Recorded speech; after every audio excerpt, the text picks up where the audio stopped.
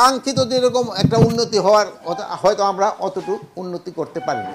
আমাদের ওই স্ট্যান্ডার্ডে আমরা কোনো সময় যেতে পারিনি। আপনারা আমি বললাম যে ওই 5ই আগস্ট আওয়ামী লীগ সরকার চলে যাওয়ার পরে মানে আইন শৃঙ্খলা পরিস্থিতি ওই সময় যেরকম ছিল, এই আজকে 4ই অগাস্টে এটা কি উন্নতি হয়েছে কি হয় না, এটা আপনারা আমাদের থেকে আরো ভালো বলতে পারবেন। এখন হ্যাঁ, আপনারা ওখানে বলতেছে যে কাঙ্ক্ষিত উন্নতি হয়েছে কি হয় না, এইটার কথা শোনা ওই এলাকা আমি কথা শেষ করি। বাট আমাদের একটা কাঙ্ক্ষিত যেরকম একটা উন্নতি হওয়ার হয়তো আমরা অতটুকু উন্নতি করতে পারিনি।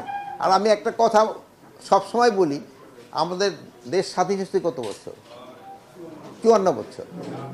আইন শৃঙ্খলা পরিস্থিতি যে খুব ভালো, এই 54 বছরে আমাদের কোনো মিডিয়ায় বা কোনো কিছুতে বা সাধারণ পারসেপশনও আছে কোথাও যে আমাদের আইন শৃঙ্খলা পরিস্থিতি খুবই ভালো। আমাদের আইন শৃঙ্খলা পরিস্থিতি মানে জনগণের মানে এই ডেভেলপ কান্ট্রিগুলি স্পেশালি স্ক্যান্ডিনেভিয়ান কান্ট্রিগুলির সাথে তুলনা করেন, আমাদের ওই স্ট্যান্ডার্ডে আমরা কোনো সময় যেতে পারিনি। আমরা হয়তো দোয়া করবো আমরা না পারি, হয়তো ভবিষ্যতে যারা তারা যেন যেতে পারে, আমরা তো ওই স্ট্যান্ডার্ডে যেতে পারিনি। তো আমরা আমাদের লেভেলের থেকে আমরা চেষ্টা করে যাচ্ছি যতটা উন্নতি করা যায়।